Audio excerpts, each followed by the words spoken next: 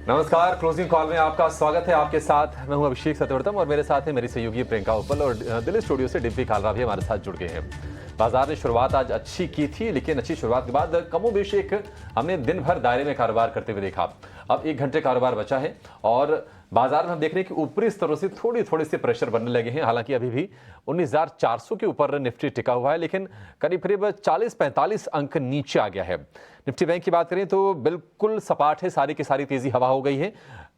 44,500 के स्तर पर इस वक्त ट्रेड कर रहा है, यानी कि ऊपरी स्तरों से तकरीबन 250 अंकों के आसपास की नरमी हम देख रहे हैं कि निफ्टी बैंक में आ चुकी है। और उसकी बड़ी वजह यह कि आप देखिए एसबीआई का शेयर इस वक्त 1% की कमजोरी के साथ ट्रेड कर रहा है और बाकी आपको भी जो बड़े बैंक हैं वहां पर थोड़ा सा प्रेशर बनता हुआ दिखेगा। 569 रुपए भाव है एसबीआई के शेयर का। लेकिन हम देख रहे हैं कि ऑटो से आज सपोर्ट है, मेटल से भी आज बाजार को सपोर्ट मिलता हुआ हमें आज दिख रहा है। सवाल है कि आखिरी के घंटे में आपकी ट्रेडिंग की रणनीति क्या होनी चाहिए जब कल एक्सपायरी हो अगस्त सीरीज की। ये अपने एक्सपर्ट से समझेंगे और आपके लिए बेहतरीन हम ट्रेडिंग कॉल्स भी जानेंगे। लेकिन एक बार डिम्पी के पास चलते हैं और समझते हैं कि इस वक्त मार्केट का सेटअप कैसा है और डेरिवेटिव मार्केट के जो डेटा बन रहे हैं वो किस तरह के हैं। Dimpi, over to you.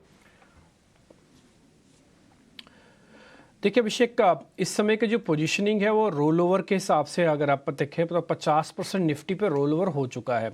कल का दिन अभी बाकी है और बैंक निफ्टी पे रोल ओवर थोड़ा कम है। नहीं तो अमूमन आप लास्ट कई एक्सपायरीज पे चेक करोगे तो बैंक निफ्टी का रोल ओवर ज़्यादा होता था, निफ्टी का थोड़ा कम होता था। ये ऐसा इस बार नहीं देखने को मिल रहा। पहला पॉइंट, इससे मैसेज क्या है? इससे मैसेज ये है कि अभी पोजीशंस खड़ी है सिस्टम में। ऐसा नहीं है कि लोगों ने सेटल कर दिया या वो अगले मंथ में जाके चले गए। अभी वो सेटल नहीं हुए, अभी वो ओपन में खड़ी हुई हैं।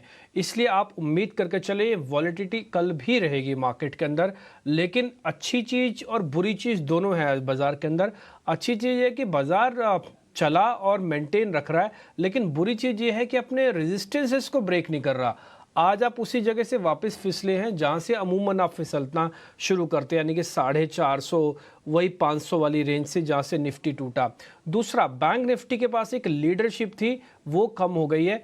और कोई बड़ी बात नहीं कि इसी शो के दौरान हम बैंक निफ्टी लाल निशान में भी देख लें, क्योंकि आज वेटेज के हिसाब से भी उसमें ज़रा दम नहीं दिख रहा और बाकायदा आ ही गई है बैंक निफ्टी लाल निशान में। तो प्रॉब्लम तो है, इसमें कोई दो राय नहीं है। हम रेजिस्टेंस नहीं पार कर पा रहे। ये एक प्रॉब्लम हमारे पास एक फोर्स की है जो मैं कई दिनों से आपको नोटिस करा रहा हूँ, इसलिए ऑप्शन से दूर रखवाते हैं आपको। अब एक पॉइंट और जो है नोटिस करने का वो ये है कि आज वॉलेटिलिटी इंडेक्स को 1 मिनट के लिए आप दिखा सकते हैं, इंडिया विक्स को, और साथ ही एडवांस डिक्लाइन को भी दिखाइएगा। ये दो वजह है दिखाने की। एक तो आज विक्स टूटा हुआ है, इसका मतलब ये है कि ज़्यादातर नेगेटिव न्यूज़ डाउन है। आप विक्स 4.5% टूटा और बैंक निफ्टी भी लाल निशान में आए तो ऐसा तो होना नहीं चाहिए, ये तो एथिकली रॉन्ग है। तो लेकिन फिर भी अगर आप मान के चलें तो बैंक निफ्टी और निफ्टी से जो सेपरेशन दिखा रहा है ना, वो आपको अलग अलग तरीके से देखना होगा। बड़ी बातों में हमने बहुत सारी चीज़ें लिखी हुई हैं। ये एडवांस डिक्लाइन दिखाने का पर्पस ये था कि डाउन द मार्केट ज़्यादा दिक्कत नहीं है, इसलिए 19,400 के आसपास। ऐसी कुछ एक और अहम बातें हमने यहाँ पे आपके लिखे हुए, सारी की सारी बातें स्क्रीन पर 1-2 करके 5 करके आपके पास आ जाएंगी। मेहमानों को जोड़ने का समय हो गया। हम थोड़ा अपने बारे में कम हम एनालिसिस करके बताएं वो ज़्यादा ठीक है, मेहमान बताएं तो ज़्यादा समझ में आएगा। इसलिए प्रियंका के पास चलते हैं। एब्सोल्युटली, चलिए मेहमानों से ही समझ लेते हैं। फिर डिम्पी, आप जब बोल रहे हैं तो हमारे साथ इस वक्त राजेश अग्रवाल हैं बाजार पर फंडामेंटल नजरिया देने के लिए और टेक्निकल नजरिया देने के लिए सुदीप शाह भी आ गए हैं और अंशुल भी हैं हमारे साथ। Good afternoon to all of you. पहले एक बाजार पर क्विक चेक फंडामेंटली लिहाज से ले लेते हैं। राजेश, बड़े इकोनॉमिक डेटा पॉइंट्स आने हैं, क्या बाजार थोड़ा उससे पहले नर्वस लग रहा है? देखिए यूएस का जीडीपी डेटा आ जाएगा, कल इंडिया का जीडीपी डेटा आएगा। हालांकि जिन सेक्टर्स में मोमेंटम है, जिनके पास अपने ट्रिगर्स हैं, मेटल, चाइना के से स्टिमुलस, डोमेस्टिक प्राइसेस में तेजी, उन सब चीज़ों से अच्छा चल रहा है मेटल इस वक्त। लेकिन थोड़ी सी कॉशियसनेस बाजार पर क्या इन बड़े इकोनॉमिक डेटा पॉइंट की हो सकती है? आप कैसे इस वक्त अप्रोच कर रहे हैं मार्केट्स को? गुड आफ्टरनून प्रियंका जी, आशीष जी, कालरा जी और भी पैनल में जो मित्रगण है सबको नमस्कार। अभी जैसे डिप्टी जी बता रहे थे ना कि बैंक निफ्टी में उतना तेजी नहीं आ रही है, जिस वजह से बाजार में थोड़ी सी प्रॉब्लम चल रही है। और मैं हमेशा से ये मान के चल रहा हूँ कि निफ्टी और बैंक निफ्टी ये दोनों जब तक नहीं चलेंगे तब तक, जब तक बैंक निफ्टी नहीं चलेगा तब तक निफ्टी में बहुत बड़ी तेजी की उम्मीद करना मुश्किल की बात है। क्योंकि अगर आप निफ्टी में देखो तो बहुत बड़ा कंट्रीब्यूशन बैंकिंग और फाइनेंशियल सर्विसेज सेक्टर का रहता है। तो इस वजह से दोनों का चलना जरूरी है ताकि बाजार की स्ट्रेंथ बनी रहे। अच्छी बात यह है कि बार बार 19,250 जो कि 200 डेज का ईएमए है वहां से सपोर्ट लेता है और बाजार ऊपर की ओर जा रहा है। हमारा अपना ये मानना है कि जब तक 19,555 के ऊपर बाजार नहीं टिके तब तक हम ये मान के चलते हैं कि एक दायरे के अंदर बाजार है, ऊपर में 19,955 का, नीचे में 19,200 या 18,950 का जो मैक्सिमम सपोर्ट है। अब आते हैं फंडामेंटली अगर कहा जाए तो बाजार में जो मंदी कह लीजिए या जो ट्रिगर्स की बात कह लीजिए, ये बात आपने सही कही कि कुछ ट्रिगर्स जैसे जीडीपी डेटा यूएस के भी और भारत के भी आने हैं, उस वजह से बाजार थोड़े से कॉशियस स्टैंड लिए हुए है। अभी कोई नई पोजीशन उतनी बन रही नहीं है इंडेक्स स्टॉक्स में खास करके। उसके कई कारण है। एक तो आप देखो डॉलर इंडेक्स जो 100 के नीचे चला गया था वापस 104 के ऊपर आ रहा है। 10 ईयर यील्ड 4.25% के आसपास बैठी हुई है। पिछले शुक्रवार तक की अगर आप देखेंगे तो एफआईआई की लगातार सेलिंग चल रही थी। 15,821 करोड़ के आसपास की सेलिंग पिछले शुक्रवार तक हो चुकी थी। तो हो सकता है कि इस बार अगस्त में हम लोग नेगेटिव इनफ्लोस की तरफ नजर आए 5 महीने की पॉजिटिव इनफ्लोस के बाद। स्टॉक स्पेसिफिक एक्शन कंटिन्यू रहने वाला है क्योंकि अलग अलग सेक्टर्स की अलग अलग स्टॉक्स की अपनी स्टोरी होती है, वहां बढ़त बनेगी। डोमेस्टिक ट्रिगर्स का इस वक्त पूरी तरीके से अभाव है। एक जीडीपी वगैरह की बात को छोड़ दें तो, क्योंकि नतीजों का सीजन ऑलमोस्ट ओवर हो गया है, आरबीआई की पॉलिसी ऑलमोस्ट ओवर हो गई, तो लगातार हम ग्लोबल क्यूज की ओर नजर लगाए हुए हैं। तो इस वजह से मैं समझता हूं कि निफ्टी से बाहर निकल करके अगर बॉर्डर मार्केट पे ध्यान दिया जाए तो कई ऐसे स्टॉक, कई ऐसे पॉकेट्स मिल जाएंगे जहां पर अभी भी आप तेजी कर सकते हो। राइट, ठीक है, बिल्कुल। इंडेक्स से तो इस वक्त एक्चुअली इंडेक्स से तो कई दिनों से एक रेंज में चलने के कारण इंडेक्स ट्रेडर्स के लिए भी क्या बहुत बड़ी मुश्किल रही होगी। एक्शन तो सारा इंडेक्स से बाहर ही है। तो एक बार टेक्निकल राय भी ले लेते हैं कि कहाँ पर अब बाकी बचे 1 घंटे के लिए रणनीति होनी चाहिए। सुदीप और अंजुल हैं हमारे साथ। गुड आफ्टरनून सुदीप, पहले आप बताएं क्विकली इस वक्त कैसे अप्रोच कर रहे हैं मार्केट्स को और आपके ट्रेड्स क्या हैं? Good afternoon Priyanka ji.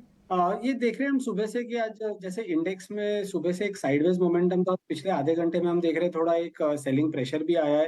But अगर हम फिर भी देखें कि 19,400 के स्ट्राइक प्राइस में पुट राइटिंग बहुत एग्रेसिव है डिस्पाइट ये फॉल, और सामने 450 और 500 में कॉल राइटिंग है। तो मुझे लग रहा है जो भी डिप आता है यहाँ पे 19,370 380, वो एक अच्छी बाइंग अपॉर्चुनिटी होगी। और ओवरऑल सपोर्ट अब होगा 19,350 का। हमें एक चीज नहीं भूलनी चाहिए कि पिछले 2-3 दिन से जो एफआईआई का जो डेटा आ रहा है इंडेक्स फ्यूचर्स, इंडेक्स कॉल्स और इंडेक्स पुट्स में, वहां पे एफआईआई बुलिश है, उनका स्टैंस बुलिश है। तो ये गैप अप के बाद मुझे लग रहा है खाली ये एक गैप अप को नलीफाई करने के लिए ये एक एक्शन ये हुआ है लास्ट आधे घंटे में 1 घंटे में। बट ओवरऑल 19,350 19,370 एक बहुत इंपॉर्टेंट सपोर्ट बन जाएगा और यहाँ से एक नई रैली की शुरुआत होगी जो 19,470 19,480 तक जा सकती है। और 19,500 एक रेजिस्टेंस है बिकॉज हम देख रहे हैं कि 19,450 और 19,500 में बहुत एग्रेसिव कॉल राइटिंग हो रही है। ठीक है, तो ये तो इंडेक्स पर व्यू हो गया सुदीप, लेकिन बताइए कि ट्रेड कहां पर करना है? 50 मिनट के आसपास से समय बचा हुआ है, कहां पर मौके दिख रहे हैं आपको? मुझे एक स्टॉक जो बहुत ज्यादा पसंद आ रहा है सुबह से, वो है वोल्टास। अगर हम वोल्टास का चार्ट देखें तो एक पिछले 4-5 दिन से स्टॉक अपने 200 डीएमए के ऊपर सस्टेन कर रहा है। प्लस अब कल के दिन में अगर हम देखें तो एक अच्छे वॉल्यूम के साथ यहाँ पे एक अच्छा मोमेंटम आया था और आज कैरी फॉरवर्ड हो रहा है वो मोमेंटम।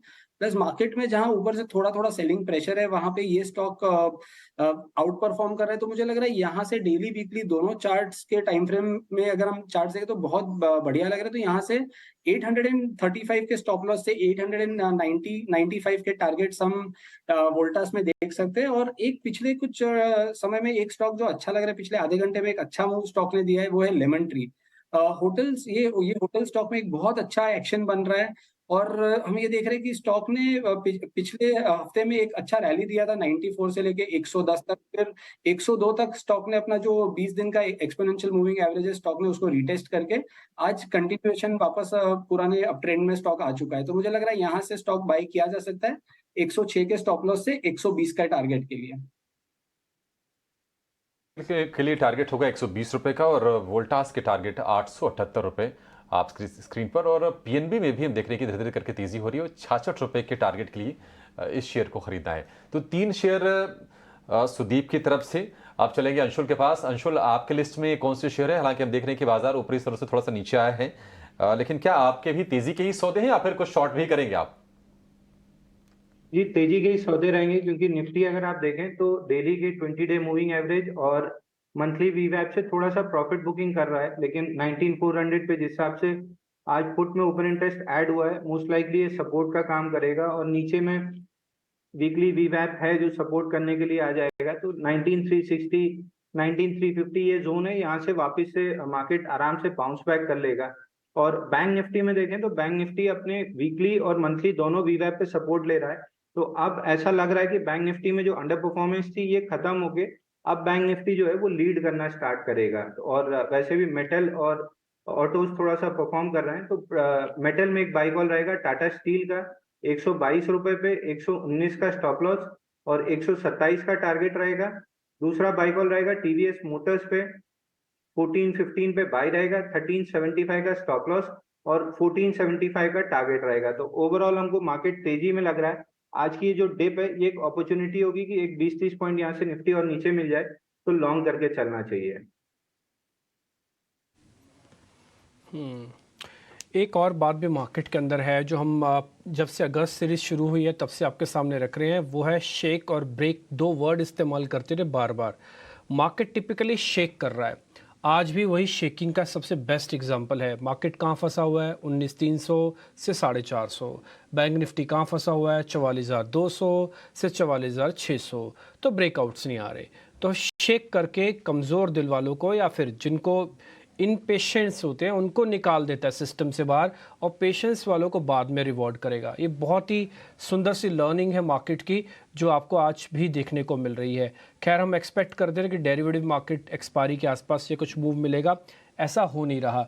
एक और शेयर इसकी वजह से है जिसकी वजह से एक्सपायरी थोड़ी डल जा रही है, उस शेयर का नाम है रिलायंस इंडस्ट्रीज़। आप एक बार ज़रा रिलायंस इंडस्ट्रीज़ को भी दिखा दीजिएगा। वेटेज के हिसाब से रिलायंस इंडस्ट्रीज़ भी थोड़ा बाजार को प्रेशर बनाता हुआ दिख रहा है। एक और शेयर है मैं बोलूँगा जो कि बैंकिंग को बहुत बड़ा हीरो बन सकता था बट वो हेल्प नहीं कर रहा बैंकिंग की, उसका नाम है SBI और दूसरा HDFC बैंक। इन दोनों की भी हेल्प उतनी नहीं मिल रही जितनी मिलनी चाहिए। अगर आप इंडाइसिस को देख रहे हैं तो इन शेयर्स को ज़रूर दिखा कीजिए, क्योंकि थोड़ी ही देर पहले मैंने आपको एडवांस डिक्लाइन जब दिखाया था तो आपने देखा होगा बहुत अच्छे से गैप बना हुआ था बढ़ने वाले शेयर्स का, लेकिन फिर भी बाजार क्यों नहीं चल रहा? Because of this weightage of in these shares. खैर, आगे बढ़ते हैं। अंशुल जी, मैं कुछ शेयर्स आपसे पता करता हूं। पहला शेयर मेरा है इन्फोसिस। ज़रा मेरे को देख के बताइए, ये चला है, मैं अगली सीरीज़ के लिए रोल भी करना चाहता हूँ, लेना भी चाहता हूँ, ले लूँ क्या? लेना चाहिए। दोनों बार रिजल्ट के बाद इसमें गैप डाउन ओपनिंग हुई थी 10% की, और फिर उसके बाद पूरे क्वार्टर में गैप कवर करके नए हाइस बने थे। तो इस बार भी रिजल्ट के बाद गैप डाउन ओपनिंग हुई थी, अब गैप ऑलमोस्ट फिल होने वाला है 1440 पे। 1440 1445 की जोन निकलती है तो फ्रेश ब्रेकआउट होगा, जिसका टारगेट स्विंग हाई 1500 के आसपास कराएगा और उसके ऊपर 1550। तो ये भी एक स्ट्रक्चरल बुल रन में। और एक चीज जो नोट करने की है, 200 डे मूविंग एवरेज के नीचे इसको बहुत सस्टेन कराने की कोशिश की गई थी लेकिन हर बार फेल हुए हैं। अब 20 और 200 दोनों राइजिंग में आ रहे हैं, तो ये एक वापस से स्ट्रक्चरल बुल रन में आने तैयारी में स्टॉक 1500 1550 के लिए लॉन्ग करना चाहिए। ठीक है, डन। एक शेयर मेरे को और पता करना है, राजेश सर से पता करता हूँ। राजेश सर, इस बार ना सेल्स के नंबर आएंगे 1 तारीख को और एक्सपायरी है 31 तारीख की। तो जब एक्सपायरी और सेल्स के नंबर में कोई बहुत बड़ा फर्क ना हो ना, तो ऑटो कंपनीज टिपिकली अच्छा चलती हैं, क्योंकि दोनों का इफेक्ट एक ही साथ दिखाना होता है उनको। इसलिए आज ज़्यादातर आप शेयर्स दिख रहे होंगे ऑटो के, आइशर, हीरो, मारुति, ये सब आपको थोड़ा चलते हुए दिख रहे होंगे। बाकायदा इंडाइसिस भी आज 0.5% ऊपर है। सर, ऑटो में आपको मारुति 9700 और 9800 की वैल्यूएशन पे ठीक लग रहा है क्या? जी बिल्कुल ठीक लग रहा है। अगर आप देखो तो हालांकि इनकी मार्केट शेयर पैसेंजर व्हीकल्स में थोड़ी कम हुई है, लेकिन फिर भी अभी भी मार्केट लीडर नए लॉन्चेस कर रहे हैं। जो नए लॉन्चेस किए हैं वो ऑलरेडी बाजार में अच्छी तरीके से लिए हैं। कई जगह तो महीनों की वेटिंग चल रही है। और सबसे अच्छी बात है कि अभी आने वाले दिनों में बोर्ड मीटिंग ऐसे होने वाली है कि शायद स्टॉक स्प्लिट वगैरह भी हो, तो रिटेल का पार्टिसिपेशन और बढ़ जाएगा। और मुझे लगता है कि फंडामेंटली बहुत स्ट्रॉन्ग स्टॉक है। अगर किसी को 9 महीने से 12 महीने का नजरिया हो तो इस स्टॉक में बिल्कुल निवेश करना चाहिए। फोर व्हीलर में हम लोग मारुति सुजुकी पे बहुत बुलिश है, और टू व्हीलर की अगर बात की जाए तो हमारे हिसाब से बजाज ऑटो में ध्यान रखना चाहिए, क्योंकि वहां पर भी वही सेम स्टोरी है। बहुत अच्छी न्यू लॉन्चेस है। अभी एक हाई एंड बाइक लॉन्च की जा रही है जो कि बहुत अच्छा रिस्पांस मिला है। एक्सपोर्ट मार्केट भी ठीक ठाक चल रहा है, थ्री व्हीलर्स में भी अच्छे हैं, और ईवी में भी थोड़ी बहुत पहुंच बना रहे हैं। तो ये दो स्टॉक ऐसे हैं जो हमारी नजर में है और हमारे क्लाइंटों को भी रिकमेंड किया हुआ है। बिल्कुल। चले बढ़ते हैं आगे। हमारे साथ अब अक्षय भागवत है आज का ऑप्शंस का चैंपियन बताने के लिए, उनसे बात करते हैं।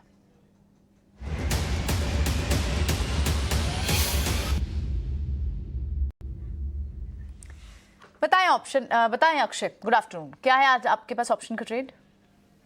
Good afternoon. तो आज जो ऑप्शन का ट्रेड है वो है टीसीएस में, टाटा कंसल्टेंसी सर्विसेज।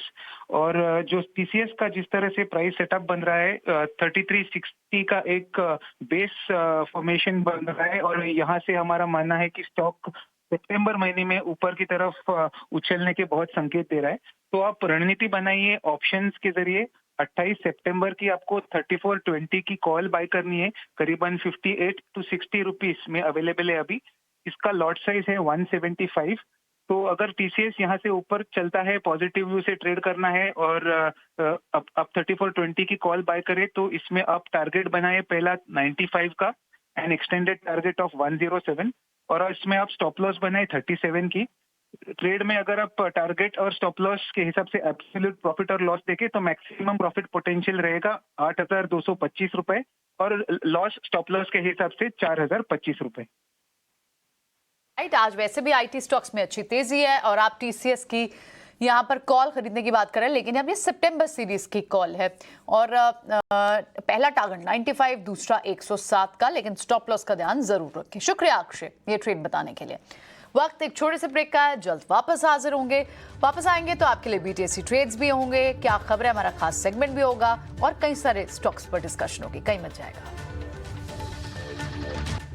बाजार में ऊपरी स्तरों से दबाव है, खासतौर से निफ्टी करीब दिन के ऊपरी स्तर से 325 अंक नीचे आकर कारोबार कर रहा है 44,440 के आसपास। लेकिन जो कुछ स्टॉक्स जहां पर स्ट्रेंथ ज्यादा है उनकी जरा चर्चा कर लेते हैं और टाटा स्टील की बात करते हैं। राजेश जी, करीब 3 महीने हो गए जब टाटा स्टील ना 110 से लेकर 125 की रेंज में फंसा हुआ है। आज हम देख रहे हैं कि 122-23 के आसपास ये शेयर ट्रेड कर रहा है। टाटा स्टील की आज की तेजी पर कितना भरोसा कर रहे हैं, कितने काम की हैं जो निवेश का इरादा रखते हैं, और क्या आपको लगता है कि मेटल स्टॉक्स मतलब कंसोलिडेशन की जो उसमें चल रहा है उससे बाहर निकलेंगे? कोई हाल फिलहाल कोई उम्मीद है आपको?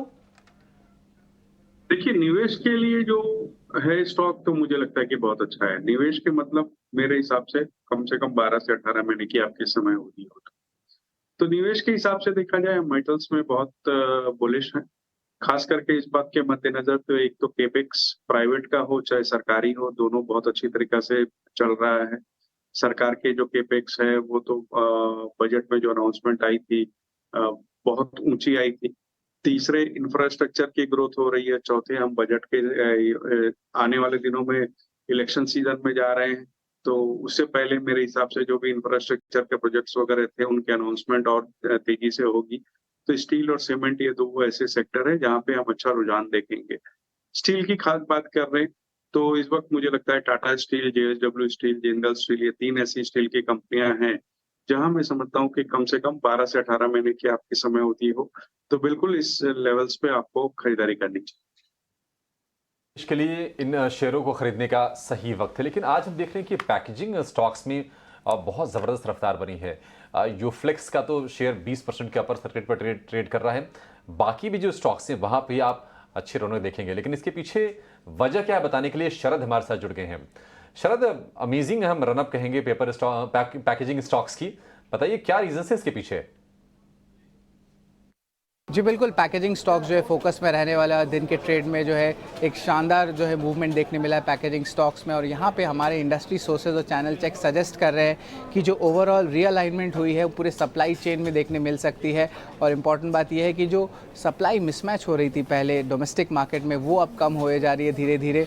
और पहले जो थे, जो मैन्युफैक्चरर्स थे, वो जो है पहले अपने आउटपुट को कम कर रहे थे क्योंकि उनके जो मार्जिन्स है वो इम्पैक्ट हो रहे थे और कुछ प्रोडक्ट्स लॉसेज में भी बिकवाली हो रही थी।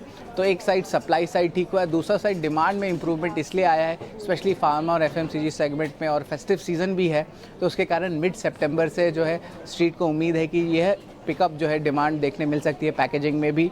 और ओवरऑल जो ऑपरेशनल मार्जिन्स है वहाँ पे जो है बाज़ार का मानना है कि थर्ड क्वार्टर से जो है ऑपरेशनल मार्जिन्स में इंप्रूवमेंट देखने मिलेगी आपके पैकेजिंग स्टॉक्स को लेके।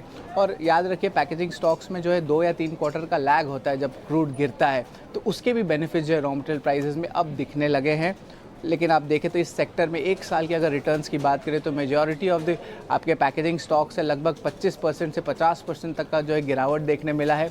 और अगर वैल्यूएशंस की बात करें तो एक कंपनी है पॉलीप्लेक्स, अगर उसको आप हटा दें तो बाकी सारे मेजर पैकेजिंग कंपनीज हैं उनकी ईवी एबिटा मल्टीपल्स भी जो है 10 के नीचे आ चुकी है। पैकेजिंग में डाल दिया। ठीक है, शुक्रिया शरद। तो तमाम स्टॉक्स में हम अच्छी खासी तेजी देख रहे हैं। कॉस्मो फर्स्ट अचानक से ये शेयर अब देखिए 12% ऊपर दिन के ऊपरी स्तरों के आसपास ये कारोबार कर रहा है। इसके अलावा यूफ्लेक्स तो खैर लॉक है, उसकी तो खैर अब क्या ही चर्चा करें। लेकिन सुदीप, आपसे जानना चाहेंगे कहीं ट्रेड के मौके बनते हुए दिख रहे हैं इन शेयरों में, क्योंकि आज तेजी तो बड़ी जोर शोर की हो रही है इसमें। अगर हम ये पॉलीप्लेक्स भी देखें तो मुझे लग रहा है यहाँ पे एक अच्छा मोमेंटम नीचे के स्तर से एक ये ऑलरेडी हमने देखा है कि यहाँ पे एक अच्छा फॉल आया था। उसके बाद स्टॉक अब अपना 20 डे एक्सपोनेंशियल मूविंग एवरेज के ऊपर आज वॉल्यूम के साथ बढ़ रहा है। तो मुझे लग रहा है यहाँ पे करंट मार्केट पे भी एक रिवर्सल ट्रेड बन रहा है 1190 के स्टॉप लॉस से 1290 के टारगेट के लिए, बट 1350 के आसपास सेलिंग प्रेशर आ जाएगा। तो पॉलीप्लेक्स मुझे लग रहा है कि डिप पे ये एक रिवर्सल कैंडिडेट के हिसाब से हम उसको ले सकते हैं। ओके, ठीक है। राजेश सर, आज सुबह ना हमारे साथ एक मेहमान थे कुश बोहरा, उनसे हम ये कह रहे थे हमारा पिज़्ज़ा खाने का मन हो रहा है और एक काम क्यों ना करें, पिज़्ज़ा वाली कंपनी से पैसा कमा के ही पिज़्ज़ा ले लें तो कितना बढ़िया सौदा होगा। आज जुबिलेंट फूडवर्क बढ़िया है ये। देखिए, पिछले दिनों जो नतीजे आए थे उसके बाद ये स्टॉक दबाव में था। कई कारण थे, रॉ मटेरियल प्राइसेस वगैरह बढ़ जाने के कारण, इन्फ्लेशनरी प्रेशर होने के कारण इनके मार्जिन्स में दबाव देखा गया था। लेकिन सेम स्टोर सेल्स की जो ग्रोथ थी वो भी थोड़ी सी दबाव में थी। लेकिन अब आने वाले दिनों में जिस तरीके से मैनेजमेंट के बयान आए कि नए स्टोर्स वगैरह खोल रहे हैं और इन्फ्लेशनरी प्रेशर खार करके फूड प्राइसेस में हम जिस तरीके की गिरावट देख रहे हैं, तो मुझे लगता है कि आने वाले दिनों में इनके मार्जिन प्रोफाइल्स सुधरते हुए नजर आएंगे। कुछ नए वैरायटीज इन्होंने लॉन्च करी है, वो सब भी है। तो मुझे लगता है कम से कम 570-580 के टारगेट इसके आने वाले एक क्वार्टर में बिल्कुल हो सकते हैं। तो यहाँ पे नजर बिल्कुल रखी जा सकती है। इसके अलावा सेम सेक्टर में अगर आप देखो तो सफायर फूड्स है, देवयानी है, वहां भी हमें लगता है कि अच्छा रुझान बना हुआ है।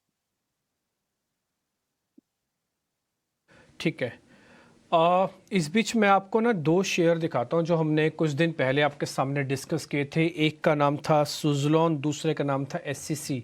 इनका मंथली चार्ट दिखाना, और हमने बहुत अच्छे से आपके सामने पॉइंट आउट किया था कि इन दोनों शेयर्स में आप अपने वित्तीय सलाहकारों से पूछ के पोजीशंस लीजिएगा। 1 महीने के अंदर इस शेयर में 36%, एससीसी भी दिखा दीजिए ज़रा, उसके अंदर भी आज वापस से 5% का मूव आया है। तो इन दोनों शेयर्स ने आपको अच्छा रिटर्न दिया। ये 52% चला, ये 36% चला। तो इन दोनों शेयर से प्रॉफिट बुक करना है, एक तो पहला क्वेश्चन ये है। इसके अलावा मैं 2 शेयर आपको और रखता हूँ ऐसे ही 100 रुपये से नीचे के, ज़रा स्क्रीन पर वो भी लेके आइएगा। एक है सुबेक्स, जिसको हम कल से नोटिस कर रहे हैं, इसके अंदर वॉल्यूम काफ़ी स्ट्रॉन्ग है। एसयूवी, ये ना अंशुल जी आप ज़रा चेक कर लीजिएगा 2 शेयर जो मैं बता रहा हूँ, आप ज़रा उन दोनों शेयर्स को लगाना हाँ स्क्रीन पर। एक तो सुबेक्स जिसने 1 महीने के अंदर करीब 10% का रिटर्न दिया। दूसरी एक छोटी कंपनी है, 500 करोड़ के मार्केट कैप के साथ है, लेकिन वो अच्छा वॉल्यूम उसमें भी आता है। उस कंपनी का नाम है एसबीसी एक्सपोर्ट्स। इसको भी ज़रा आप दिखा दीजिए, एसबीसी एक्सपोर्ट्स को भी। इन दोनों शेयर्स पे जरा आप देख के बताइए, दोनों में से कौन कितना स्पीड से चलेगा। ये दोनों 50 रुपए से नीचे के शेयर हैं। आपको जहां सौदा ठीक लगता है बताइएगा, नहीं लगता है ड्रॉप कर दीजिएगा। देखिए डिम्पी जी, सुबेक्स में वीकली चार्ट पे एक कप एंड हैंडल पैटर्न की फॉर्मेशन है जिससे ब्रेकआउट देने की तैयारी में है। तो सुबेक्स में बाई करना पसंद करूंगा 37 के ब्रेकआउट के बाद। एक बार जहां 37 निकला, इस शेयर में बहुत तेज चाल आएगी। और अभी जो आपने एचसीसी दिया था अपने दर्शकों को, लगभग सिमिलर पैटर्न है। एचसीसी में 22 रुपए का ब्रेकआउट था, वही सिमिलर स्ट्रक्चर का ब्रेकआउट सुबेक्स पे 37 पे आएगा। तो सुबेक्स 37 के ऊपर बाई करना चाहिए। जहां तक एसबीसी की बात है, एसबीसी में वीकली चार्ट पे एक अच्छा पैटर्न का ब्रेकआउट आया था और अब सिमिलर पैटर्न जो है वो डेली चार्ट पे बन रहा है। इसमें भी कप एंड हैंडल पैटर्न की फॉर्मेशन है, राइट साइड में आके बहुत टाइट हो गया है। 10, 20 और 50 डे मूविंग एवरेज तीनों एकदम पास में है। और जब इस तरीके के सेटअप से स्टॉक चलता है, स्पेशली स्मॉल कैप स्टॉक, तो उसमें 20 से 30% की रैली बहुत तेजी से आती है, जो आपने भी एचसीसी में देखी थी। 23-20 का एक रेजिस्टेंस है या ब्रेकआउट कह सकते हैं। 23-20 के ऊपर जैसे ये स्टॉक निकलता है, इसमें बहुत तेजी से चाल बनेगी। और जो इसका पहला एक हल्का सा रेजिस्टेंस आएगा वो 26 के आसपास आएगा, बट 32 तक का इसका टारगेट बहुत आराम से बनना चाहिए। और ये स्ट्रक्चरल बुल रन में है स्टॉक, वीकली चार्ट पे बहुत टाइटली कॉइल होकर वहां से ब्रेकआउट दे रहा है। तो 30% का अगले 1-1.5 महीने में मूव आएगा तो बहुत ज्यादा सरप्राइज नहीं होंगे। और राइट, तो ये कुछ स्टॉक्स हैं। सुबेक्स तो कुछ दिन पहले जब चर्चा में आया था, लेकिन अभी 1-2 दिन से काफ़ी चल रहा है कि जियो प्लेटफॉर्म ने इनके साथ एक टाई अप भी किया था for AI specialised product also, और उस समय इसमें काफ़ी तेज़ी आई थी। और उसके बाद अब आप फिर से 2 दिन से इसमें एक मूव देख रहे हैं, नहीं तो अदरवाइज काफ़ी रेंज में और इनफैक्ट डाउन साइड की तरफ ही ये स्टॉक पिछले कई महीनों से चल रहा था। ठीक है, लेकिन बढ़ते हैं आगे। आज जिन स्पेसेस में अच्छी मूव है उसके पीछे के रीजन क्या है? होटल स्टॉक्स को भी हम डिस्कस कर रहे थे कि वहाँ अच्छी मूव है। G20 से पहले ऑलरेडी सारे स्टॉक्स बजिंग है, क्या यही एक इकलौता रीजन है या फिर दूसरे और भी रीजन है? रिसर्च हम तक विश्व मोहन लेकर आया, ये उनसे समझते हैं। विश्वा बताएं। देखिए, होटल शेयरों में अगर इस साल अगर देखिए 2023 की अगर चाल देखें तो जबरदस्त रैली होटल शेयरों में दिख रही है। 15 से 50% तक की तेजी अलग अलग होटल शेयरों में देखने को मिल रही है। कई सारे शैले होटल को आप देखिए तो यहाँ पर 50% की तेजी देखने को मिल रही है। इसके अलावा रॉयल ऑर्किड 2023 में 15% के रिटर्न दे चुके हैं। इंडियन होटल्स में 31% की तेजी आ चुकी है। लेमन ट्री 29% की तेजी इस साल 2023 में अब तक आ चुकी है। शैले होटल जैसे कहा हमने 50% की तेजी और ताज जीबी के 12%। लेकिन होटल शेयर चल क्यों रहा है? एक जैसा आपने जिक्र किया कि G20 का फ़ायदा मिल रहा है, जिस तरह से अलग अलग शहरों में लोग आ रहे हैं, बाहर से लोग आ रहे हैं, यहाँ पे घरेलू जितनी भी इंडस्ट्रीज़ है वो लोग भी पार्टिसिपेट कर रहे हैं, अलग अलग डिग्निटरीज वगैरह उन शहरों में जा रही है, तो उनका भी फ़ायदा होता है। होटल की बुकिंग है वो लगातार बढ़ती जा रही है। औसत जो किराया है वो भी बढ़कर अब 6,000 से 6,200 रुपये के आसपास रहने की उम्मीद लगाई जा रही है FY24 में। इकरा का ये अनुमान है। ऑक्यूपेंसी रेट 10 साल में सबसे ऊपर के लेवल पे रहने का अनुमान है और प्रीमियम ऑक्यूपेंसी भी काफ़ी तेज़ी से बढ़ी है। 70 से 72% तक इस वित्त वर्ष में रहने का अनुमान इकरा का है। तो ये ओवरऑल जो सेंटीमेंट है वो काफ़ी सपोर्ट कर रहा है। इसके अलावा त्योहारी सीज़न शुरू हो गया है, राखी के साथ ही ये सीज़न शुरू हो जाता है, आगे शादियों के सीज़न शुरू होंगे, तो तमाम ऐसी चीज़ें जो सपोर्ट कर रही है। इसके अलावा क्रिकेट वर्ल्ड कप इस बार हिंदुस्तान में हो रहा है, तो उसको लेकर जो बाहर से जितने लोग आएंगे तो एक बुकिंग जो होगी और साथ ही जो प्रीमियम ऑक्यूपेंसी है वो वहाँ पर बढ़ेंगे, जो बेहतर मार्जिन यहाँ पे क्लॉक करने में होटल्स को मदद मिलेगी। इसके अलावा एसेट लाइट मॉडल पे वो लोग विदेशी होटल्स की तरह काम कर रहे हैं, जहाँ पे वो रियल एस्टेट खुद ओन नहीं करते, फ्रेंचाइजी मॉडल के तौर पे लीज के जरिए वो काम करते हैं। तो वे भी एक अच्छा मॉडल है जिससे होटल शेयरों को फायदा हो रहा है। जी, रीजंस हमें लिस्ट कराए विश्वा ने, बहुत बहुत शुक्रिया विश्वा ये सारे रीजंस हमें बताने के लिए। अब इन सब स्टॉक्स में से यहाँ से भी फर्दर रनअप कहाँ पॉसिबल है, या फिर एक बार के लिए प्रॉफिट बुक कर लें और फिर दोबारा री एंटर करने का सोचें? सुदीप, क्या राय रहेगी इस पूरे पैक पे? कोई पर्टिकुलर स्टॉक आ रहा है रडार पे जहाँ पर एंटर पॉइंट जहाँ पे एंट्री पॉइंट भी ढूंढा जा सकता है, या फिर जिनके पास ऑलरेडी है वो राइड करें? प्रियंका जी, इसमें से ये सारे नामों में से मुझे 2 स्टॉक्स बहुत पसंद है। एक है चैलेट होटल्स और दूसरा है लेमन ट्री। तो लेमन ट्री की अगर हम बात करें तो हमने मेरे ख्याल से शो के शुरुआत में भी इसके बारे में एक डिस्कशन किया था, पर ओवरऑल स्टॉक एक अप ट्रेंड में 70 से लेके 110 तक हमने देखा था। 23 अगस्त तक का एक हाई था, उसके बाद स्टॉक ने एक रिट्रेसमेंट दिया था 104 105 के लेवल तक, जहां पे 20 दिन का एक्सपोनेंशियल मूविंग एवरेज। और जनरली अगर हम देख रहे हैं कि पिछले 4-5-6 महीने से जब भी ये स्टॉक ने रैली करना स्टार्ट हुआ है, डिसाइसिवली अपने 20 दिन के जो एक्सपोनेंशियल मूविंग एवरेज है उसके नीचे कभी क्लोज नहीं दिया है। तो एक ये स्ट्रॉन्ग अपट्रेंड में डेली, वीकली, मंथली चार्ट सब में हमें एक बहुत अच्छा पिक्चर दिख रहा है। तो मुझे लग रहा है यहाँ पे लेमन ट्री करंट मौजूदा भावों से भी हमें, अगर किसी के पास है तो वो होल्ड करे, और अगर किसी ने नहीं लिया है अभी तक तो उसको डिप्स पे ले सकती है इसको, और 105 का स्टॉप लॉस और 120 125 का टारगेट अपसाइड पे लगा है। एंड सेम अगर हम चैरिट होटल्स की भी बात करें तो चैरिट होटल्स का डेली, वीकली, मंथली सारे टाइम फ्रेम पे चार्ट्स बहुत बढ़िया है, और मुझे लग रहा है ओवरऑल स्टॉक के लिए 515 520 एक बहुत महत्व का अप सपोर्ट बन जाएगा।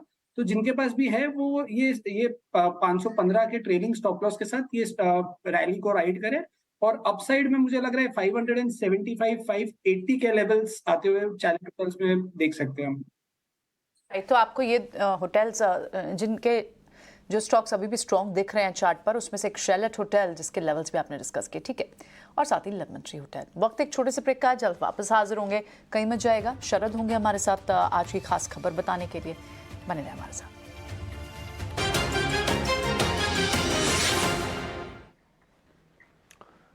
तो बाजार ने अपनी करीब करीब पूरी की पूरी बढ़त गंवा दी है। निफ्टी भी सपाट हो चला है 19,355 के पास, और निफ्टी बैंक दिन के ऊपरी स्तर से करीब 400 अंक नीचे आ गया है।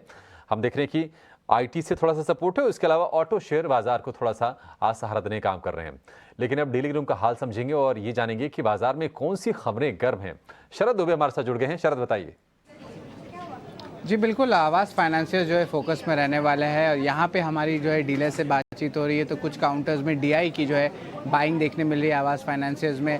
और इसके अलावा वॉल्यूम से देखें तो लगभग 11 गुना जो है बढ़ चुके अपने 20 दिन के एवरेज को लेकर। ऑलरेडी जो दिग्गज डीआई इन्वेस्टर्स ऑलरेडी इन्वेस्टेड है कंपनी में, वो इंक्लूड करते हैं Kotak mutual fund, Invesco mutual fund जैसे बड़े प्लेयर्स। याद रखिए, जो वैल्यूएशंस की बात करें तो 12 month forward price to book ratio में जो वैल्यूएशंस लगभग 3 गुना आ रहा है। अगर यही 5 ईयर एवरेज के बारे में कंपेयर करें तो ये जो है लगभग 4 गुना आ रहा है। आगे जाते हुए मैनेजमेंट की गाइडेंस जो है एयूएम के लिए लगभग 20 से लेकर 25% तक का जो है मेंटेन रखा गया है, और स्ट्रीट एक्सपेक्ट करें कि अगर एनआई ग्रोथ में इंप्रूवमेंट आए और आरओई नंबर्स अगर 14 से 15% रहे, तब आगे जाते हुए बाजार में अर्निंग्स अपग्रेड मिल सकती है। और याद रखिए, कंपनी हाउसिंग फाइनेंस कंपनी है, और ओवरऑल देखिए पिछले 3 दिन से निफ्टी रियल्टी इंडेक्स में भी तेज़ी आई है। और हमने पहले खबर में भी आपको बताया था कि बहुत सारे लॉन्चेस जो होते हैं फेस्टिव सीजन के प्री लॉन्चेस है, अब वो स्टार्ट हो गए, तो उसके कारण भी रियल एस्टेट में जो ओवरऑल सेक्टर में जो है टोटल बज़ दिख रही है।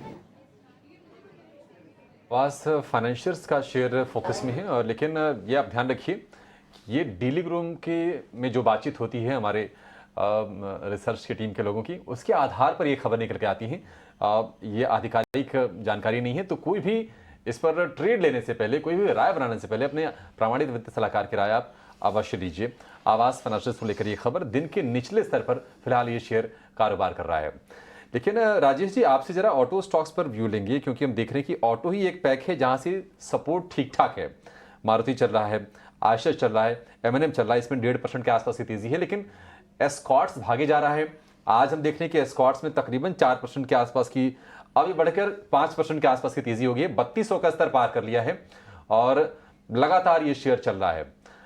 एस्कॉर्ट्स में आप ये बताइए कि किसी को अगर नया निवेश करने का मन हो, भाव ठीक है, क्योंकि वैल्यूएशंस थोड़े थोड़े महंगे हो रहे हैं, वो दिख रहे हैं, लेकिन क्या वो जस्टिफाइड है क्या? जरा आप बताइए। देखिए, स्कॉट्स की अगर बात की जाए तो जब से कपूता ने इसमें स्टेक लिया है, उसके बाद ये धारणा बन गई है कि उनकी जो टेक्नोलॉजी वगैरह है उन पे शेयरिंग होगी, और उससे एक अच्छा रुझान बनकर सामने आएगा। और रूरल में भी इनकी अच्छी पकड़ बनी हुई है। और जैसा मैंने अभी थोड़ी देर पहले भी कहा था कि हम लोग इलेक्शन सीजन में जा रहे हैं, तो उस समय सरकार का जो रवैया रहता है और रूरल अपलिफ्टमेंट की तरह थोड़ा सा तेज हो जाता है, तो उसका भी फायदा इसका ऐसी कंपनियों को जो लोग रूरल में ध्यान देते हैं मिलने वाला है। मुझे लगता है कि बहुत शॉर्ट टर्म में ये स्टॉक 3400 3450 तक जा सकता है। कोई लंबी अवधि में रखे तो 3800 के टारगेट इसमें रख सकता है साल भर के नजरिए के साथ। मैं समझता हूँ स्कॉट्स में खरीदारी की जा सकती है। आज थोड़ा बढ़त में है, 5-5.5% बढ़ा हुआ है, if I am not wrong. तो थोड़ा सा करेक्ट हो, 3000 के आसपास हो तो एक बेटर लेवल हो गया एंट्री के लिए।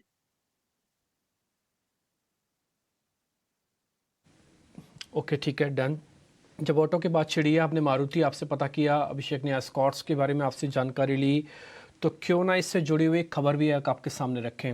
मेरे सहयोगी समीर दीक्षित जुड़ रहे हैं जो ऑटो पीएलआई के बारे में कुछ जानकारी देना चाह रहे हैं। समीर, बताएं जरा आपके पास क्या खबर है ऑटो पीएलआई से जुड़ी हुई। ऑटो सेक्टर के लिए बड़ी और अहम खबर, सरकार ने ऑटो सेक्टर के लिए जो पीएलआई स्कीम मंजूर करी है उसको 1 साल और बढ़ाने के लिए सहमति जता दी है। ऑटो सेक्टर के लिए पीएलआई स्कीम यानी कि प्रोडक्शन लिंक्ड इंसेंटिव स्कीम साल 2022 लागू हुई थी और साल 2027 तक के लिए थी।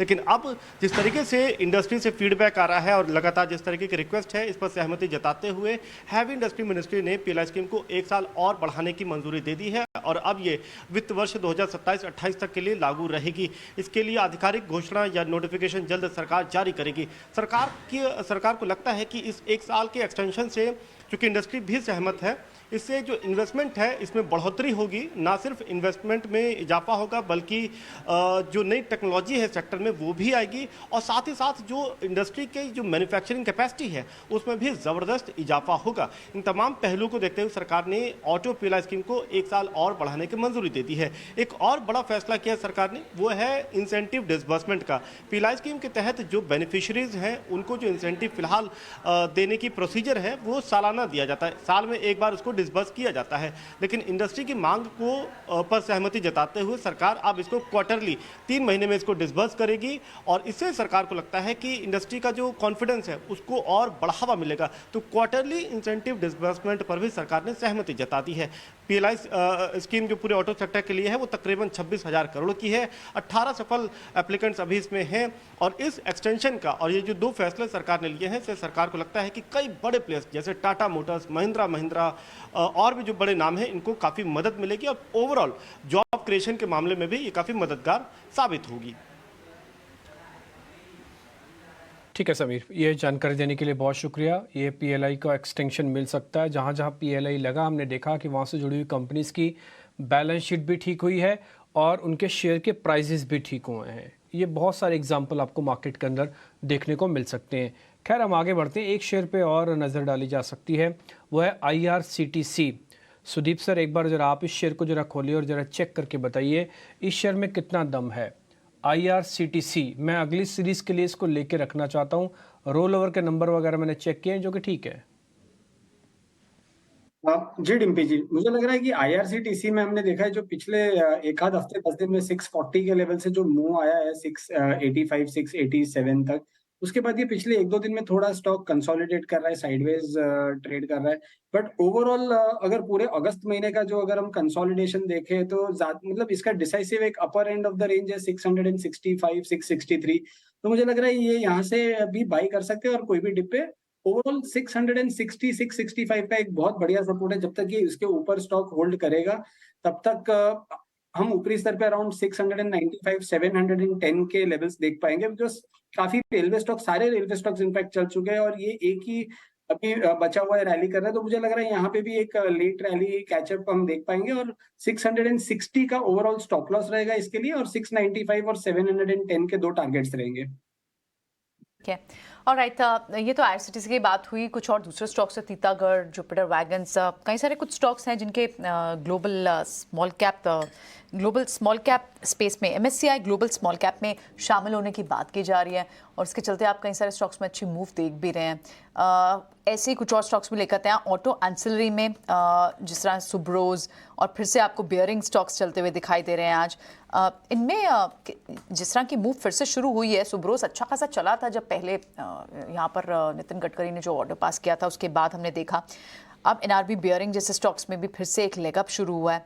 क्या इन पे एक बार के लिए यहाँ नजर रखनी चाहिए, क्योंकि अच्छे तेजी के साथ ही चलते हैं जब ये काउंटर से एक बार चलना शुरू करते हैं? अंशुल, देखिए, NRB बेयरिंग में एक फ्रेश ब्रेकआउट आ रहा है। इसमें पुल बैक आया था 50 डे मूविंग एवरेज से, वहां से चलना स्टार्ट किया तो 276 का ब्रेकआउट है। करंट मार्केट प्राइस से बाई करना चाहिए।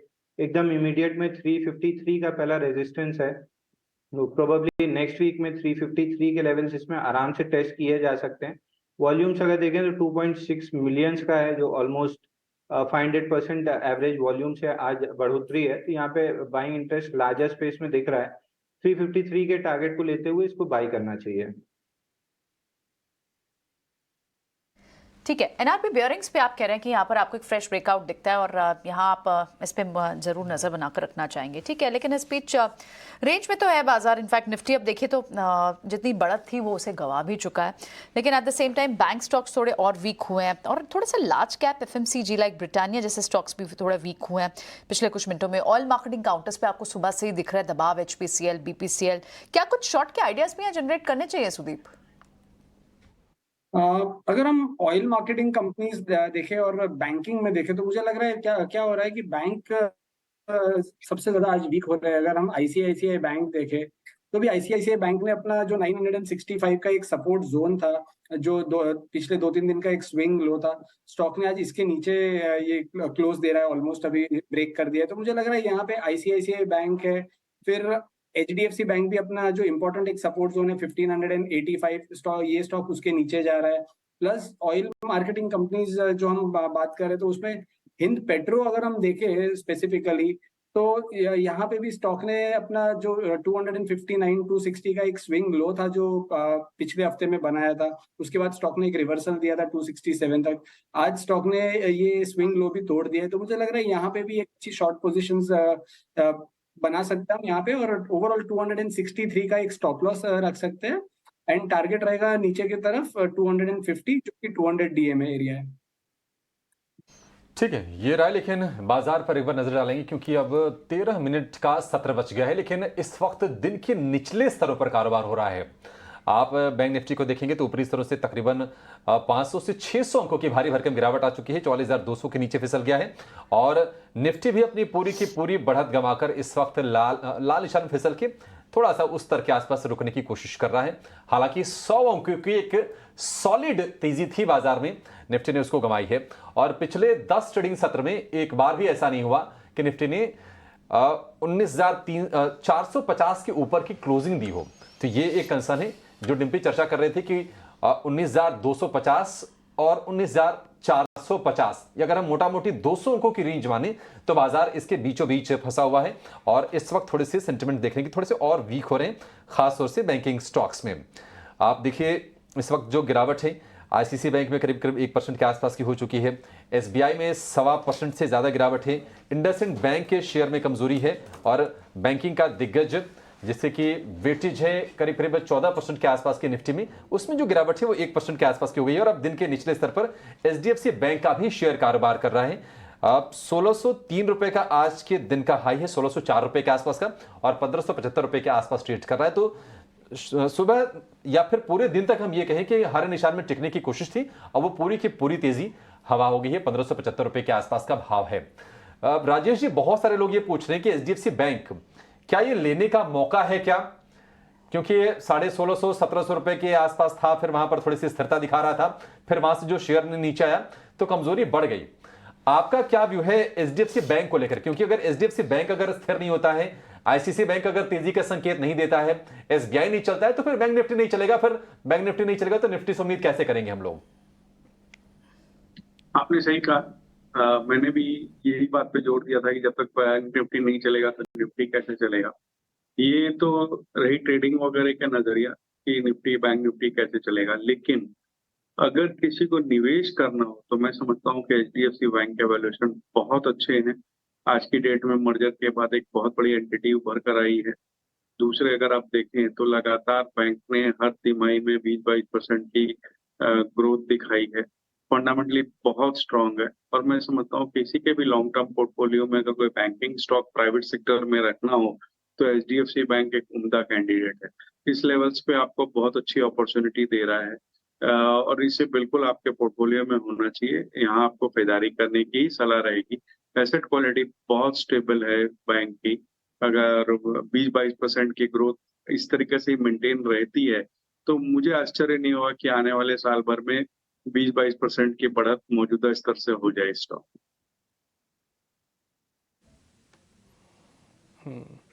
खैर इस बीच आप देख पा रहे होंगे हमने ना एक चार्ट बीच में अभी ड्रॉ किया था, अभिषेक ने वो आपको दिखाया भी था, वो निफ्टी का चार्ट, उसको मैं फिर से एक बार दिखाना चाहता हूँ।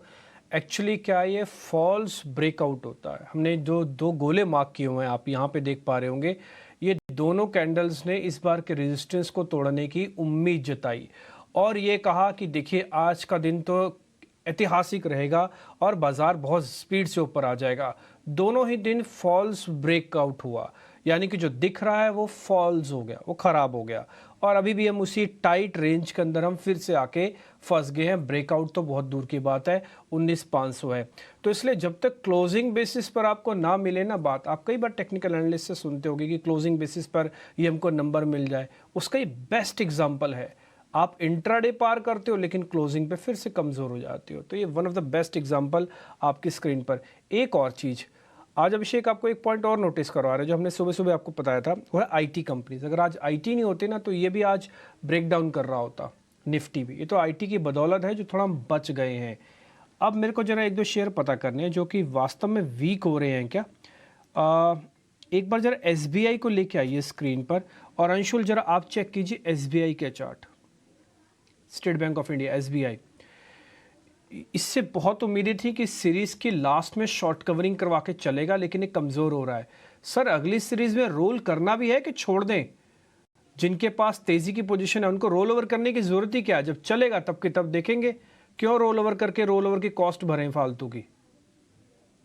देखिए, रोल ओवर करने जैसा दिख भी नहीं रहा है। आज के सेशन में इसने पिछले 3 दिन में जो तेजी आई थी वो पूरी खत्म करके बिल्कुल रेंज के बॉटम पे आया है। डेली चार्ट पे देखेंगे तो 7-8 दिन की एक रेंज है जिसका बॉटम 566 है। अगर ये टूटता है तो फिर 200 डे मूविंग एवरेज 555 के आसपास है, ये पहला टारगेट बनेगा और उसके नीचे फिर ये थोड़ा सा वीक होने लगेगा। और ओवरऑल डेली चार्ट पे स्ट्रक्चर देखें तो एक हेड एंड शोल्डर की फॉर्मेशन हो रही है जिसका ब्रेकडाउन 555 के आसपास है। तो स्ट्रक्चर देखते हुए थोड़ा सा एसबीआई और एचडीएफसी बैंक ये दोनों वीक लग रहे हैं, और इनके पार्टिसिपेशन के बिना बैंक निफ्टी का चलना बहुत मुश्किल हो रहा है। तो एसबीआई फिलहाल के लिए अगर आपके पास लॉन्ग है तो एग्जिट कर लेना चाहिए, शॉर्ट है तो एक बार जरूर रोल ओवर कर सकते हैं क्योंकि इसमें नीचे के लेवल मिल जाएंगे। तो ये तो एक बार के लिए स्ट्रैटेजी है। बाजार वीक क्यों हो रहा है? क्योंकि कुछ बड़े इकोनॉमिक डेटा पॉइंट्स भी आने हैं। आज यूएस का इकोनॉमिक डेटा आएगा, कल इंडिया का भी जीडीपी डेटा, आज यूएस का जीडीपी डेटा आना है, कल इंडिया का जीडीपी डेटा आना है, और भी कई सारे ट्रिगर्स जो बाजार पर आपको पता होने चाहिए। वमाक्षी कमाल करके लाई है हमारे। आइए पहले वमाक्षी से समझ लेते हैं, फिर क्विकली बीटीएससी ट्रेड्स लेंगे। वमाक्षी, ओवर टू यू। जी बिल्कुल, शुरुआत करते हैं हम कुछ इंपॉर्टेंट ग्लोबल क्यूज़ के साथ। तो हमारी नज़र होगी भारत से आने वाली जीडीपी डेटा पर। इसके अलावा अगर हम देखें तो भारत अपना फिस्कल डेफिसिट का भी जो डेटा है ये भी रिपोर्ट करेगा, और इसी के चलते ये कुछ डेटा पॉइंट्स हैं जो डोमेस्टिक फ्रंट के लिहाज से हमारे रेडार पर रहेंगे। इसके अलावा अगर हम देखें तो यूएस की तरफ से इनिशियल जॉबलेस क्लेम्स एक्सपेक्टेड है, उनका कोर पीसीई प्राइस इंडेक्स भी कल एक्सपेक्टेड है, यूरोजोन का सीपीआई कल एक्सपेक्टेड है, तो लार्जली इस पर भी हमारी नज़र रहेगी। और चाइना का कंपोजिट, मैन्युफैक्चरिंग और नॉन मैन्युफैक्चरिंग पीएमआई डेटा भी कल आएगा, तो डेफिनेटली इस पर भी हमारी नज़र ज़रूर रहेगी। इसके अलावा एजीएम के लिहाज से जुबिलेंट फार्मोवा, ग्लैंड फार्मा और हिंदुस्तान एरोनॉटिक्स हमारे रेडार पर रहेंगे। मैनेजमेंट की तरफ से क्या कमेंट्री आ रही है इस पर हमें ज़रूर फोकस करना होगा। इसके अलावा आईपीओ मार्केट्स में हम देख रहे हैं काफ़ी एक्शन नज़र आ रहा है हाल ही में, और एक जो आईपीओ है अब वो लिस्ट होने जा रहा है एक्सचेंजेस पर, और ये आईपीओ है एरोफ्लेक्स इंडस्ट्रीज़ का। लार्जली इसी के चलते ये स्टॉक भी हमारे रेडार पर रहेगा।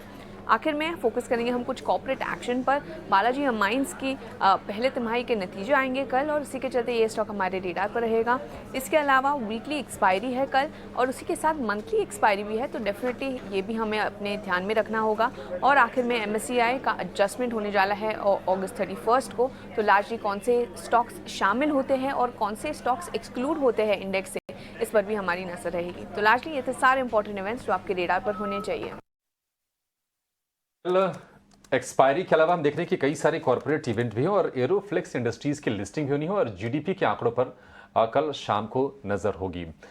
लेकिन हम देख रहे हैं कि एस्कॉर्ट्स की हम चर्चा कर रहे थे थोड़ी देर पहले, और अब ये दिन के ऊपरी स्तर पर 8.5% की भारी भरकम तेजी, यानी कि जहां पर हम चर्चा कर रहे थे वहां से भी ये शेयर तकरीबन 100 रुपये ऊपर आकर अब ट्रेड कर रहा है। एस्कॉर्ट्स का कमाल की तेजी है, 3,300 रुपये का भी भाव पार कर लिया है। लेकिन फटाफट कुछ बीटीसी ट्रेड्स ले लेते हैं। सुदीप, बताइए क्या है आपके पास, कोई शेयर है जो आप बीटीएसटी के लिए रेकमेंड करना चाहेंगे? जी, बीटीएसटी के लिए मैं रेकमेंड करना चाहूंगा सुमिटोमो केमिकल्स। हमने देखा एक लंबे कंसोलिडेशन के बाद कल से स्टॉक ने एक ये ब्रेकआउट दिया है कंसोलिडेशन में से वॉल्यूम के साथ, और सारे केमिकल के स्टॉक्स चल रहे हैं अभी अच्छे खासे जो मिड कैप वाले काउंटर्स है। तो आज मुझे लग रहा है कि ये जो सुमिटोमो केमिकल आज का मूव आया है उसमें स्टॉक ने अपने जो 200 डीएमए था जो मेरे ख्याल से फरवरी मार्च के बाद स्टॉक ने इसके नीचे फिसलना चालू किया था और उसके बाद कभी ये 200 डीएमए के ऊपर क्रॉस नहीं कर पाया। तो आज हम देख रहे हैं वॉल्यूम्स के साथ यहाँ पे एक अच्छा मोमेंटम बना हुआ है सुमिटोमो केमिकल्स में, और जहाँ पे एक अच्छा ये पूरे सेक्टर में एक अच्छा ये टेलविंड है। तो मुझे लग रहा है यहाँ से बीटीएसटी के लिए बाय करके जा सकते हैं 435 के स्टॉप लॉस के साथ 455 460 के टारगेट्स के लिए। 55,460 के लक्ष्य के लिए सुमितोमो केमिकल्स से ये रडार पर सुदीप के। अंशुल, आपके लिस्ट में कोई शेयर बीटीएसटी या फिर एसटीबीटी जो भी हो बता दीजिए सर। देखिए बीटीएसटी के लिए हम M&M देना चाहेंगे 1575 पे। आर्ली चार्ट पे एक इनवर्स हेड एंड शोल्डर का ब्रेकआउट आया है और ऑलमोस्ट 200% वॉल्यूम्स के साथ आया है आर्ली चार्ट पे। तो इसमें बीटीएसटी करना चाहिए 1575 पे। स्टॉप लॉस इसका रहेगा 1550 के नीचे और टारगेट 1625 के आसपास का रहेगा। M&M को बीटीएसटी करने की सलाह है। आज हम देख रहे हैं कि 1.5% के आसपास की तेजी है और इंडेक्स के जो कंट्रीब्यूटर्स उसमें ऑटो स्टॉक्स का आज बोलबाला रहा है, लेकिन ऊपर से थोड़े थोड़े स्टॉक्स नीचे जरूर आए हैं एस्कॉर्ट्स को छोड़कर। एस्कॉर्ट्स अब दिन की ऊंचाई पर ट्रेड कर रहा है, 8-8.5% के आसपास की मजबूती है। लेकिन अगर हम गिरने वाले शेयरों की बात करें तो पावर ग्रिड्स ने आज निराश किया, बीपीसीएल ओएमसीज ने थोड़ा सा, बीपीसीएल के अलावा एचपीसीएल आईओसी वहां पर प्रेशर रहा, क्योंकि कल जिस तरह से एलपीजी गैस की कीमतें घटाई थी सरकार ने, तो कहीं ना कहीं आशंका इस बात की है कि इंटरवेंशन अगर बढ़ता है तो शायद वो बात पेट्रोल डीजल तक पहुंचेगी। इसके चलते थोड़ी सी नरमी हमने देखी। एचपीसीएल के शेयर में भी करीब 2.5% के आसपास की गिरावट रही। एसबीआई कमजोर रहा, डॉक्टर रेड्डीज, हीरो मोटो, आईसीसी बैंक में हम देख रहे हैं कि 1% के आसपास की नरमी है। लेकिन अगर हम वायदा के अगर खिलाड़ियों की बात करें तो होटल स्टॉक्स में आज अच्छी रौनक रही है, चाहे वो रॉयल ऑर्किड हो, चाहे वो लेमन ट्री हो। लेकिन इंडियन होटल जो कि वायदा बाजार के खिलाड़ी हैं, 6% ऊपर ये शेयर ट्रेड कर रहा है और रिकॉर्ड ऊंचाई पर फिलहाल इसमें ट्रेड हो रहे हैं। G20 की जो बैठक होने वाली है तो उम्मीद की जा रही है कि उससे डिमांड उनके लिए काफी स्ट्रांग रहेगी। जुबलेंट फूड, जिसको कि डिम्पी भी हाईलाइट कर रहे थे, 4% के आसपास की तेजी वहां पर है। आरबीएल बैंक, सेल जो कि थोड़ा सा स्लो मूवर है, एक रेंज वाला स्टॉक है, आज हम 3.5% के आसपास की तेजी यहां पर देख रहे हैं। और भेल भी करीब 6-7 साल की ऊंचाई पर यह शेयर ट्रेड करा BHEL का, 118-20 रुपए के आसपास यहां पर हम कारोबार होते हुए देख रहे हैं। इसके अलावा कुछ एनबीएफसीज की बात करें तो मणप्पुरम, इंडियाबुल्स हाउसिंग, वहां पर भी 2.5 से 3% के आसपास की तेजी है। आदित्य बिरला फैशन रिटेल, वहां पर 2.5% के आसपास के मूव्स हमने देखे हैं। गिरने वाले अगर हम शेयरों की बात करें तो इंडिया सीमेंट में हमने कमजोरी देखी। इसके अलावा बंधन बैंक ये कमजोर रहा, करीब 2.5%। बीपीसीएल में कमजोरी है। कैडिला, आईओसी, ये कुछ शेयर्स हैं जहां पर हम कमजोरी के साथ कारोबार देख रहे हैं। लेकिन अगर हम सेगमेंट्स की बात करें तो ऑटो इंसिलरी, ये शेयर पूरा, ये पैक पूरा का पूरा बस कर रहा है और आज भी हमने अच्छी तेजी दिखी।